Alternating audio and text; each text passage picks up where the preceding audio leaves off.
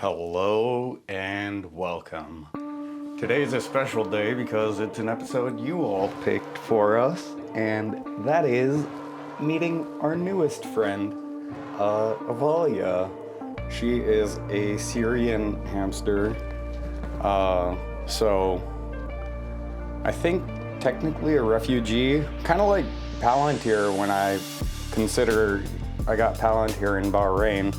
And it's interesting because Palantir, within my sort of like animal hierarchy, his nickname is Duke Ironpaw, and Avallia here is named after a duchess in the story The Length of Years by Xan Kaplan. And I think,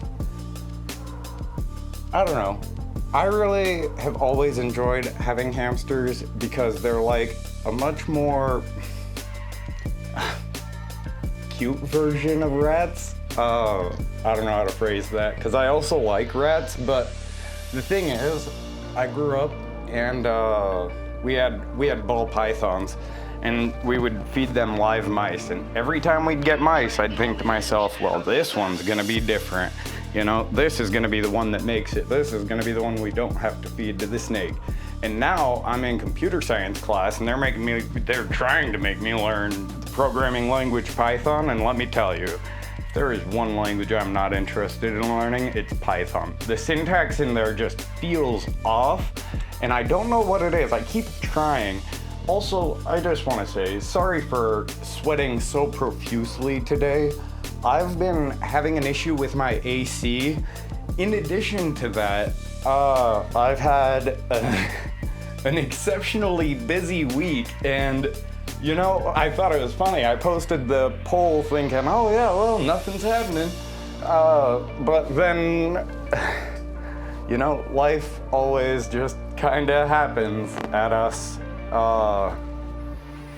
And it's all good. I think because ultimately, as long as we're still here, we will always have the path of the chosen undead to follow. And I started rereading The Length of Years because the story of Zephyr and Avallia was sort of like one of those tales that kind of touched me in a way, because one of the lines talks about how Zephyr is walking through the woods and everyone knows you shouldn't follow mysterious cries, but most of the time you do because it could be something quite incredible. And yeah, when I got Avallia, I initially had gone to this store for food for my other animals, much like how I once went in for cat litter and walked out with a bearded dragon. It's you know, pet stores, I feel like animals are one of those things you don't really need to advertise a whole lot, because just the animal in and of itself is sort of like its own little like free spirit. And so in a lot of ways, I think one of the things I find fulfilling about being able to take care of so many animals, I'm sorry, Avallia, for sweating all over you, is that it teaches me to think about how my actions impact those around me, and how even when I feel alone, there is a much bigger and more complicated world than I understand, much in the same way that my animals know a very limited portion of the world relative to what I understand. And that's not to say I'm any better than them. I mean, within the hierarchy, I am the servant to each of my animal companions because they all sort of have their roles within the hierarchy. As in Shetler, I remember the person Shetler is named after was a very kind person, and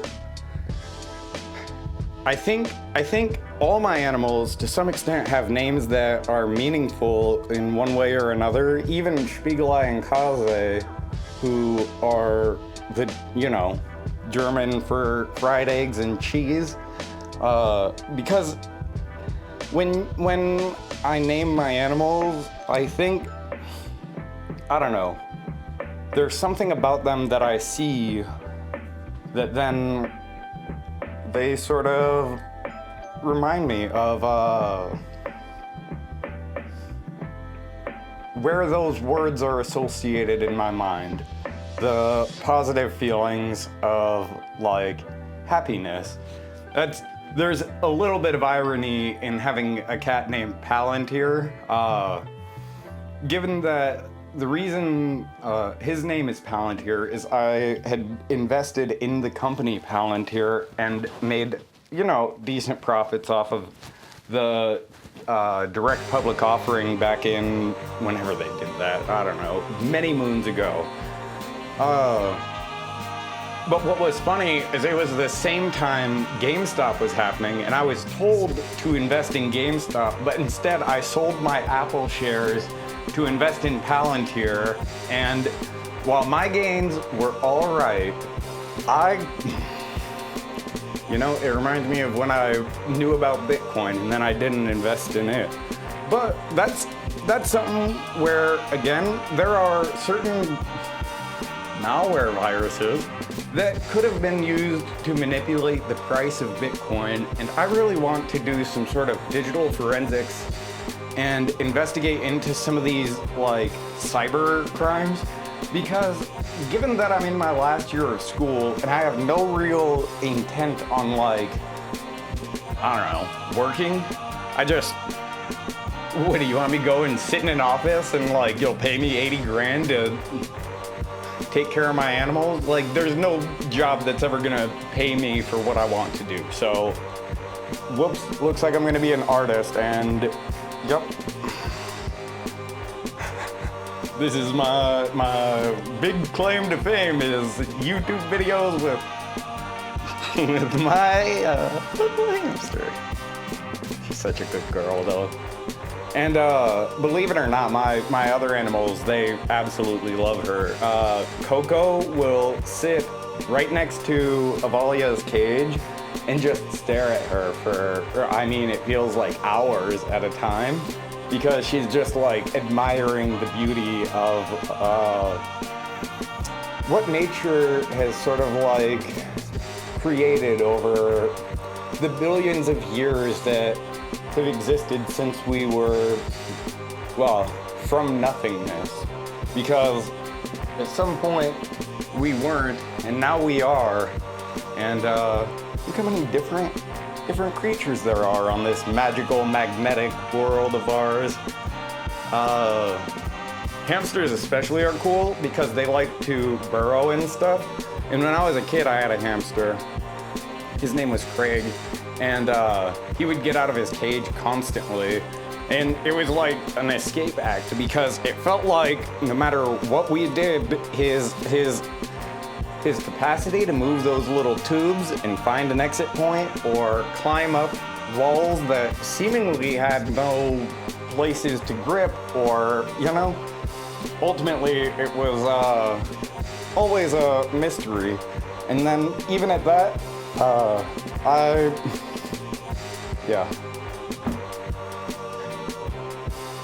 I think it's fascinating how even the smallest creatures can have big impacts in our lives if we let ourselves love and understand them without the prejudice that we are in some way better as their provider. We have to love them as they are, and I think it's something that you can't really build on your own. For me, animals have helped me sort of find it, because every animal has their own unique needs. And don't get me started on how I interact with people. That's check out the comment section if you want to see that. Not great. But I do sometimes make friends, and I'm always happy about that. And, there's a lot of good in my life, especially for how much I bitch. But it's hard not to bitch when the world's on fire and I got all these animals to take care of. And, you know, if I walk into the pet store, I'm sure there's gonna be a bird. And then, what am I supposed to just not get a cockatiel while it's on sale for $2.99? Because that sounds like a deal. And I don't know, those things, they live for a long time. And like, can you imagine just like, you get to come home and have that consistent, like, sort of, hey, what's up, buddy? I mean, Avallia here, she's probably got, well, I'm not gonna estimate her life in front of her, that'd be rude. That's like this one time I was at the vet and the vet measured Palantir's weight and said he was overweight, and I was like, don't say it where he can hear you. God, he's got fucking hurt feelings now because he's also sensitive. But I think he recovered pretty well from that incident, because I mean, he's still kicking. And Avallia here, I don't know. Personally, I think it was the sideburns that sold me on her. All animals are super cute, but like, oh yeah, when she does that, it's yeah. You don't get that with parrots. Well, they do screeching and wrestling, but they're a little more aggressive. And then hamsters, they'll like stuff their cheeks really big. And anyway, I think I just wanted to share because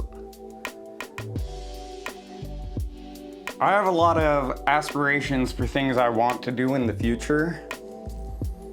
And I think along the way, I make friends and I lose friends, and things change quite a bit. That organization I once worked with, DSA, was not as great a fit as I had thought it would be, and so we don't, you know, it's difficult being different. So I think I'm still trying to learn to accept myself for those differences. And well, I do a pretty dog shit job at it, because instead of handling any of my problems, I just get more animals. And so this is Avallia, and she is a very, very, very sweet hamster.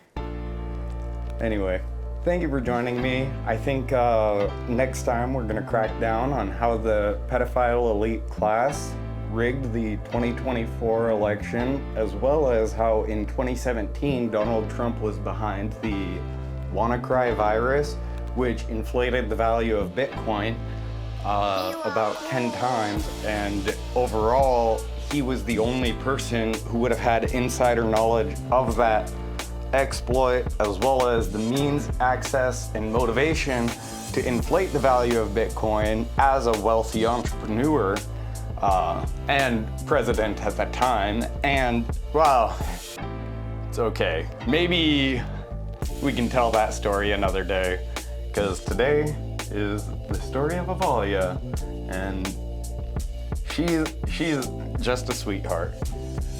Anyway, I look forward to seeing you in the next one, and hopefully, yeah, things get better, because it's really hot without my AC, and I think having so many problems makes it intimidating to film, because I don't really want to show myself at a state where I'm not the greatest. But at the same time, what good is being great if no one knows that I had to get there from, you know, just being a normal person and playing with hamsters and having cats? Because I do have aspirations of, yeah, bigger things, but maybe the world I live in right now is just a little small, and I see big change coming up, but I don't know how to process it because I don't really want to get another job.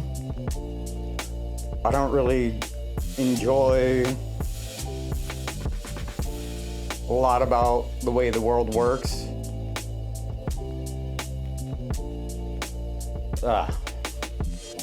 Well,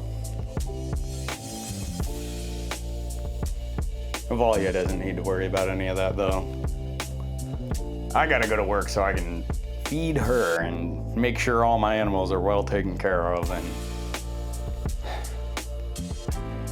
it's a disappointing world we live in sometimes though. But with that being said, I will see you in the next one, and thanks for joining me, and I love you so much. Have a good one. Bye.